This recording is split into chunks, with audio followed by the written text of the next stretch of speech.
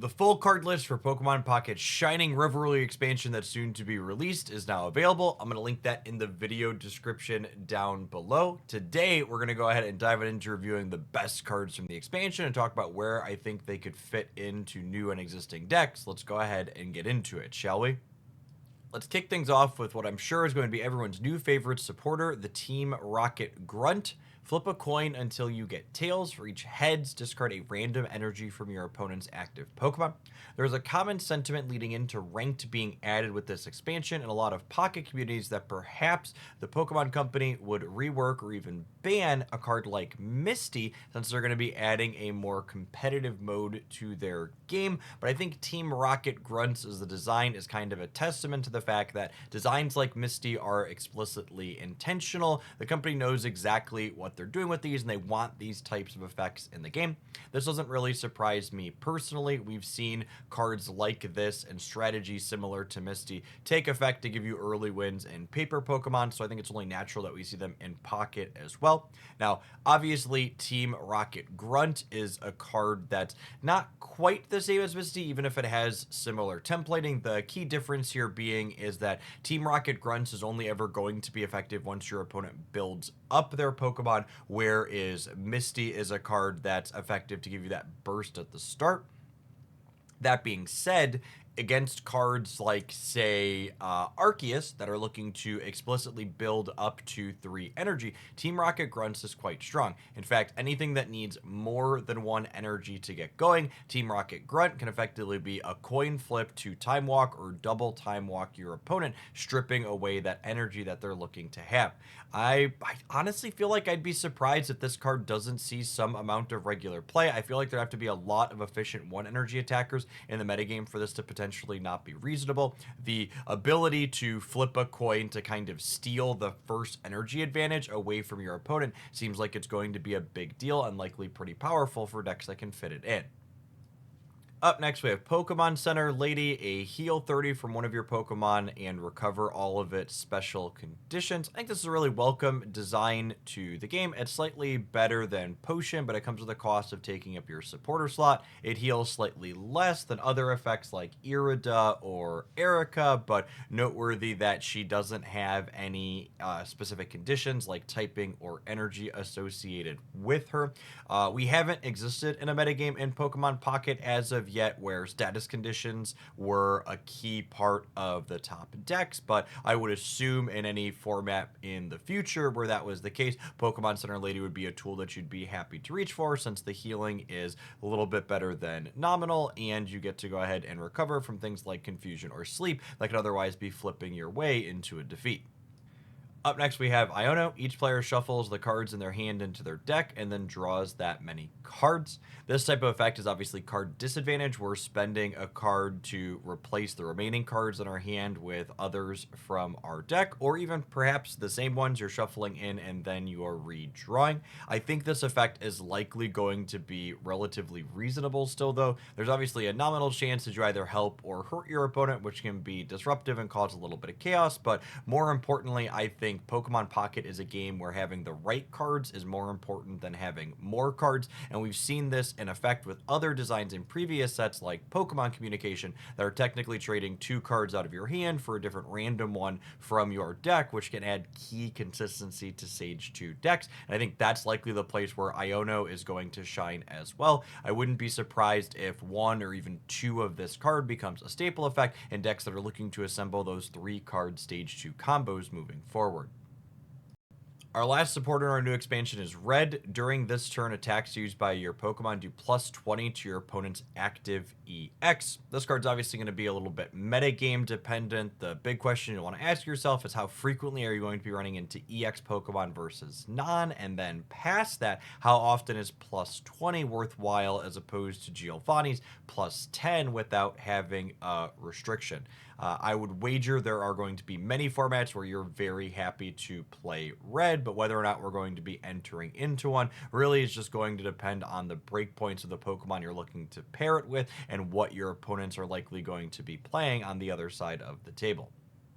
Moving on to our first Pokemon of the pack, we have Cyclizar here, an 80 HP basic with a retreat cost 1 that deals 20 damage on its first attack for a single energy, but then revs up to dealing 40 for subsequent hits after that.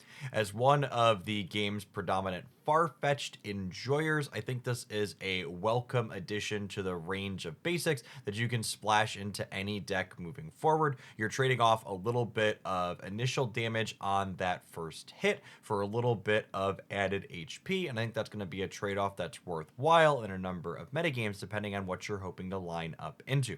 It's also worth noting that this is weakness to fighting, whereas Farfetch'd is weak to lightning, so it gives you some different choices in that aspect during deck selection as well. Next up, we have Grafaiai, a 90 HP stage 1 that only does 40 damage for 2 energy, but it has the potent Pokemon ability Poison Coating that lets you flip a coin to make your opponent's active Pokemon become poison. This ability does not need to be in your active spot to be utilized, and we've seen other effects like this, such as Hypno, see play in decks that have spiked competitive results on occasion, simply being played for their effect. This Pokemon ability also has utility with cards that have the Veno Shock attack that explicitly care about your opponent's active Pokemon being poisoned, so perhaps this could be a new supporter for Koga and Muck enjoyers. The basic isn't anything particularly exciting to write home about, dealing 20 damage for a single energy, but it does mean when you have first energy advantage, meaning you're going second, you can Shroodle, go ahead and gnaw for 20, and then evolve into Grafaiai, get your poison coating going, and start cracking for 40, which curves out rather organically. Next up, we have a new Wigglytuff, 100 HP stage 1, whose Gentle Slap does 50 damage for 2 energy. The Comforting Song ability allows you to heal 20 damage from your active Pokemon once per turn. This can be used on itself when it's in your active slot, but it can also be used as a support from your bench. One of the things that's appealing about this Wigglytuff in my mind is the fact that you can play it alongside Wigglytuff EX, which has been a card that's had utility and close to competitiveness in Pokemon Pocket's metagames in the past. Specifically, I think Wigglytuff EX is a card that can be a payoff in a Dialga deck, while this new baby Wigglytuff can be a good utility card. We've seen these Dialga Arceus decks play Shaman in the past to provide extra sustain and healing for their primary attacker, and I think there could be a world where you choose to play some amount of Baby Wiggly and Wigglytuff EX to have this split stage 1 where you have one card that you can power up with Dialga to be your attacker, but you also have this other card that can be a supporter for your Arceus and Dialga when you want to do your heavy hitting with those instead. Meowscarada seems like a really potent new stage 2 in this expansion, 140 HP with a 2 grass energy attack that deals 60 at its base plus an additional 70 if your opponent's Pokemon is an EX. 130 damage as a breakpoint means that when paired with a copy of Giovanni, it clears out an Arceus in a single go, or when paired with a copy of Red, you can even clear a Dialga as well. Now, one of the obvious drawbacks to any stage 2 is that it's going to be inconsistent, but in enter the basic Pokemon for Meowscarada, and we have Cry for Help, which for a single energy allows you to grab a random grass Pokemon out of your deck to your hand, which can help you fish up your stage 1s and even stage 2s. I like the fact that Meowscarada having a 2 energy attack also means that when you're going first, if you have everything assembled together, you can actually start attacking as soon as you hit your evolution, giving you a chance to clear something like an Arceus that begins in the active spot before it can even get its 3rd energy attached to it. Before we move on to the EX Pokemon, I wanted to give Alakazam what I'm going to call an honorable mention. I'm a little bit skeptical that 130 HP stage 2 can be competitive just because it does get cleared in 1 by an Arceus, but I do in general like these 2 energy attacking stage 2 Pokemon. Getting to deal 80 plus seems really appealing when you hit your evolutions on curve. You will probably need capes consistently for this card to live a hit from one of the more common threats in the metagame though, so we'll see if it ends up actually being serviceable or not. Moving along to our EX Pokemon this expansion, we kick things off with Clodsire, a very healthy 160 HP Stage 1, whose Venoshock attack does a whopping 120 points of damage for 2 energy. I think this card has a lot of potential because that 160 HP breakpoint means it survives a fully charged Arceus hit, even if it's buffed up by a copy of Giovanni or Red. As expected when we saw this card in the initial review video, its basic Pokemon, Paladin Wooper here, does provide poison as well. This card also gets a good amount of support from Grafaiai, a card we reviewed earlier today, who can reapply poison from your bench, meaning you can leave this Clodsire in your active spot and have a 50% chance to get that solid 120 damage hit every single turn, in addition to the poison that Grafaiai is applying, meaning that with a single Giovanni or Red, this can jump up to clear an Arceus in a single go. Up next, we have Wugtrio EX, 140 HP Stage 1, whose pop throughout attack does 150 damage assigned at random across all of your opponent's Pokemon. I think this effect has a lot of potential, especially against things like Dialga Arceus that are looking to charge up their primary attacker on the bench, letting you apply pressure there as opposed to strictly their active in a big way. I think could go a long way towards maybe pushing our metagame around a touch. While this attack does cost 3 energy, Water has a ton of ways to accelerate, from Misty to Manaphy to even Dawn with Manaphy, letting you get attacking that much sooner. One drawback that is worth calling out, though, is that Wugtrio is templated the same way that our original Dragonite's Draco Meteor is, meaning that it can over knock out something. So if there's an opposing Pokemon that has only 10 HP, theoretically all 3 of the 50 damage shots from this could end up hitting it all at the same time. As far as the basic goes with Wugtrio, Wiglet is nothing to write home about, but it gets to do 30 damage for 1 energy, so you get to put some pressure on the board even if you're working up organically to evolving this and putting 3 energy on it. Our next EX that I think is worth mentioning is Charizard EX, 180 HP, who has the Stoke ability to attach 3 fire energy from the energy zone to itself, and then has our first 5 energy attack in the game, Steam Artillery, that deals 150 damage every single turn. This Charizard is interesting because it kind of gives a ability for this card to provide its own big bursts of energy, which should add some much needed consistency to the Moltres Charizard decks we've seen running around since Pocket was introduced. In the games where you start on Charmander, you can go ahead and just evolve towards Charizard organically, take 1 turn off from dealing damage, and then start cracking for 150 every single turn. Speaking of starting on Charizard, we're also getting a new Charmander along with Charmeleon, which both have more efficient energy attacks than the ones we had in Genetic Apex, meaning if you start on that Charmander, you can go ahead and deal 20 with first energy advantage. You evolve to Charmeleon, you deal 40, you evolve to Charizard, you stoke for a turn, and then the following turn you start hitting with Steam Artillery while also building up your secondary attacker behind it. I think a noteworthy breakpoint that this Charizard EX also has with its hefty 180 HP pool is that this can survive a 30 damage hit from a Dialga, as well as a fully charged 130 blast from an Arceus, while also having enough damage when Steam Artillery gets going to clear either of those Pokemon in a single shot. We're getting a Lucario EX in this expansion, 150 HP Stage 1, whose 3 energy Aura Sphere attack hits the active for 100, while also deals 30 as a chip shot to one of your opponent's benched Pokemon.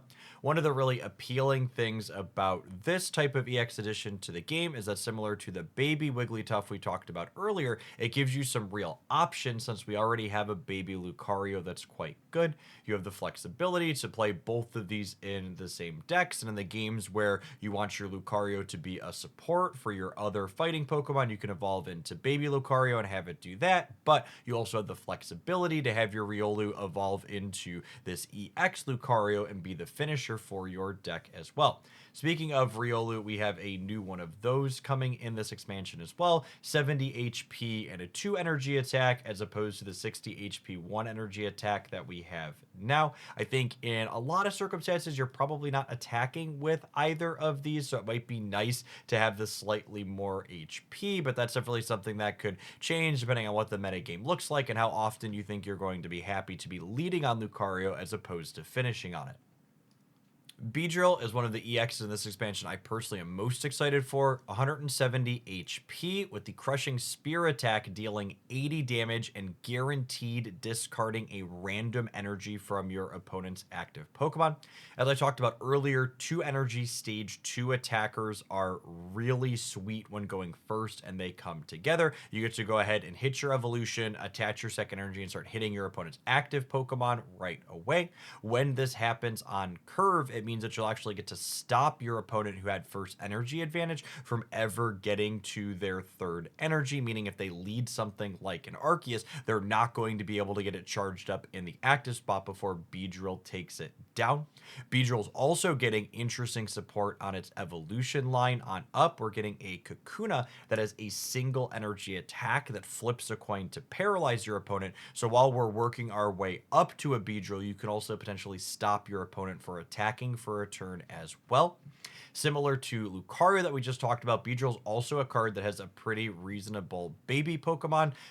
This Genetic Apex card is one that felt like it was close to playable in the past, but often came up short in a number of spots. But I think having the flexibility to evolve into this single energy stage 2 or have this 2 energy attacker big EX, this flexibility that Beedrill decks are going to be potentially interested in having moving forward.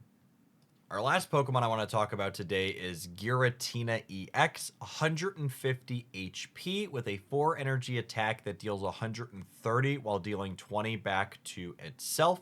The Broken Space Bellow ability is really the sweet thing about this card though. Once during your turn, you can grab a Psychic Energy from the Energy Zone and attach it to this Pokemon. If you use this ability, your turn ends. So noteworthy call out for people that aren't familiar with how Pokemon Pocket's Energy Zone works. You don't actually have to have Psychic Energy in your deck during the deck editor portion in order to be able to grab Psychic Energy from the Energy Zone with a card like Giratina. So if you're playing a deck that doesn't mind skipping 3 of its attacks in the early or mid game, you can actually play Giratina as a fully colorless card inside of any deck. We've seen a lot of decks in Pokemon Pocket not mind doing this in the past, especially things leading with stalling Pokemon like a Druddigon, for example, are often pretty happy to be able to skip their attacks anyways, and getting an extra energy while you do that is also very good.